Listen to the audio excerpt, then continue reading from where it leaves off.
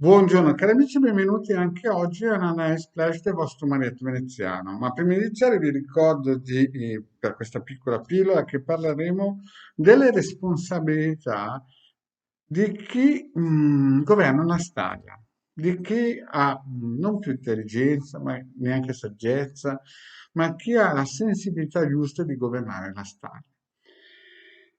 La stalla che intendo in senso metaforico la coppia, la famiglia, l'unione, il compagno, la compagna e quant'altro. Ma prima di fare questo vi ricordo di iscrivervi al canale YouTube di Ildegarda, al canale YouTube del vostro Maledetto Veneziano. Vi ricordo che anche è riniziata la serie delle 18:30 sul mio canale YouTube delle Sibille Interattive per mezz'ora gratuite e siete tutti invitati. Per fare le domande basta che vi iscrivete e potete fare domande in modo gratuito. Se volete invece un consulto privato, 20 euro 45 minuti.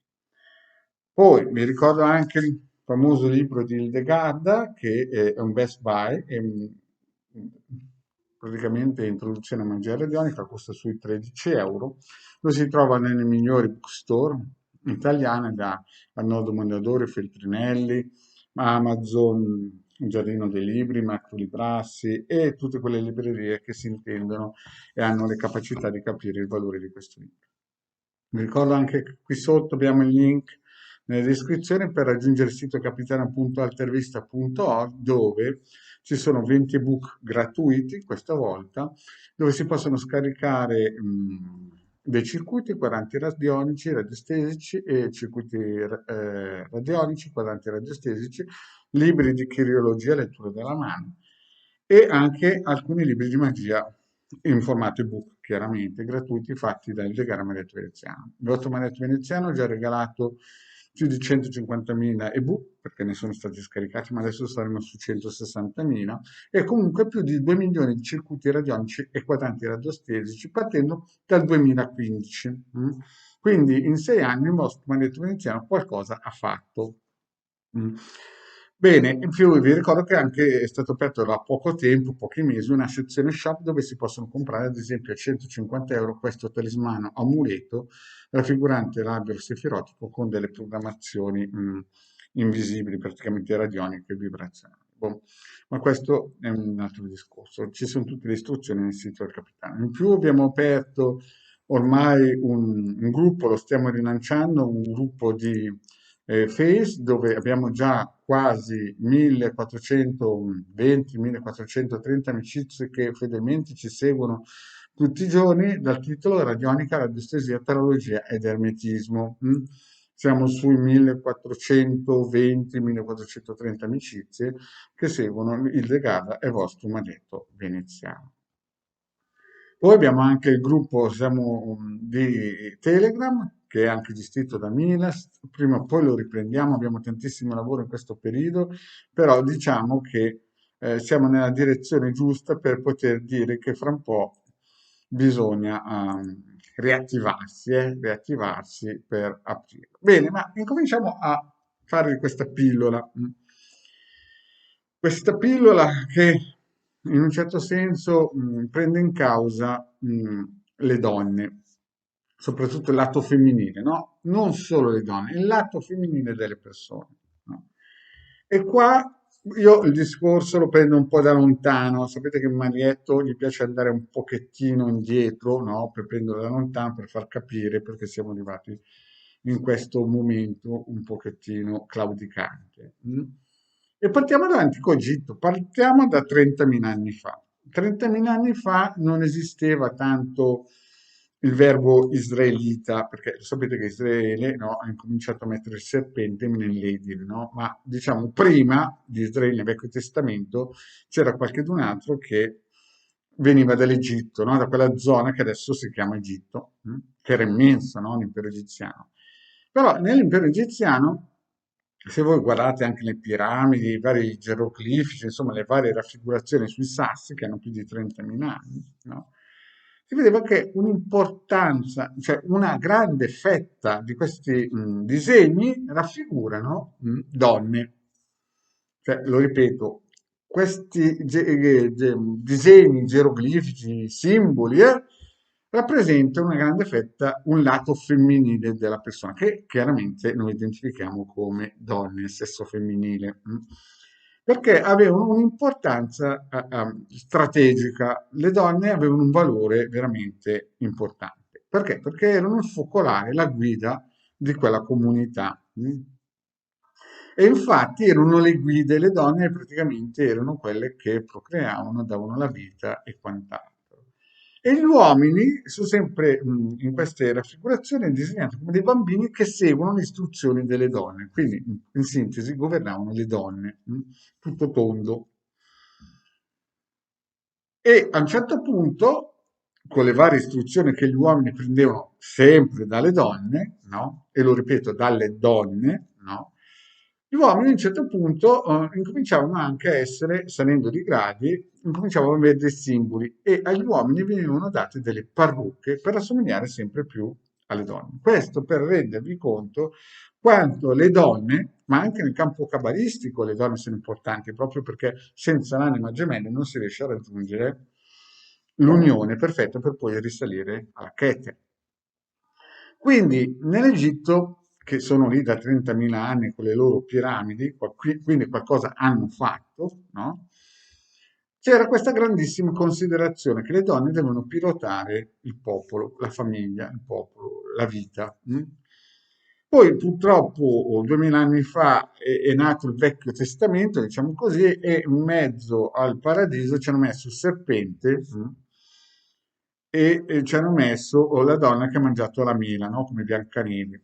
E da lì è nato il rovesciamento, cioè l'uomo ha preso in mano la situazione e da lì sono nati dei disastri importantissimi, no? Dei disastri che il buon Dio quel giorno gli è scappato un colpo di tosse, una svista e si sono ribaltate le situazioni. Ma perché mi riallaccio all'antichità per arrivare a questo punto? Perché la stalla la si cura non quando le vacche sono scappate, ma quando le vacche sono dentro. E quindi è importantissimo che se una persona ha una famiglia, una coppia, no? È in quel momento lì che deve alzare tutte le protezioni, soprattutto il lato femminile, perché se lo facevano gli egizi, che erano 30.000 anni fa e hanno governato per 20.000 anni questo pianeta tranquillamente. Noi adesso parliamo di 2000 anni, che c'è 1500 anni che c'è questa Chiesa di Stato che in Occidente sta governando come può, ma dobbiamo renderci conto che per 30.000 anni, per 20.000 anni rotti, l'Egitto da un parte, poi c'era l'Oriente dall'altra parte, insomma, le donne, il femminile governava in un modo importante. Adesso siamo arrivati a un punto che le donne hanno sempre un lato importante in alcune famiglie, ma in altre sono un po' claudicanti. E chiaramente, ad esempio, al Marietto la maggior parte dei committenti sono del lato femminile donne, no? Proprio perché si rendono conto che se è anche l'Egitto che governavano le donne e usavano la magia, erano importantissime perché sapevano cosa fare, anche oggi le donne hanno un ruolo importante, lo ripeto, importante, cioè praticamente è la donna che deve difendere il focolare di casa. Lo facevano 30.000 anni fa in Egitto, no? E oggigiorno non è che voi dovete regalare la parrucca al marito, ma dovete incominciare a costruire virtualmente in modo magico intorno alla vostra famiglia delle protezioni, dei paletti, marcare il territorio in modo eterico, proprio per non far entrare, ad esempio, dei nemici sia fisici che spirituali, no? Quindi questo è importante da sapere. Quindi la donna ha la responsabilità che quando tutto va bene, non è detto che domani vada bene ancora. Quindi deve per forza svegliarsi la mattina massiccia e gagliarda e andare a cercare delle soluzioni per fare in modo che la sua casa diventi l'antico Egitto in cui lei riesce ancora a governare in modo invisibile e proteggere sia lui che il suo proprio marito. Perché molte volte l'errore principale non è il marito che poverino è indifeso da questi attacchi proprio perché gli manca il lato femminile. E il lato femminile è importantissimo. Il marito ha il compito di uscire, lavorare, portare dentro l'energia fisica, Danè e anche tutto il resto, e la moglie ha il compito principale di gestire e governare la stalla quando va bene. Allora, se sei la prima volta che ascolti il Manetto Veneziano, io ti do due consigli. Il primo, andare nel sito del capitano.intervista.org, il link è qui sotto, ti scarichi questo bellissimo circuito, vai a cercare nel canale Manetto Veneziano come usare questo circuito radionico e lo attivi. Questo è il coraggio, no? Lo attivi, guardi bene la pillola che è spiegata benissimo, in modo che incominci a avere coraggio per cominciare a governare la stalla. È un senso metaforico, perché può essere un compagno, un gruppo, quello che vuoi tu. Un altro aiuto che il vostro maledetto veneziano dà, quello di unire delle persone, sempre nel canale del maledetto veneziano, vedi? Vai, lo scarichi, lo stampi, ci metti le due foto in centro e segui le istruzioni. E qui si inizia a lavorare in modo eterico per cominciare a difendere la stalla quando è piena.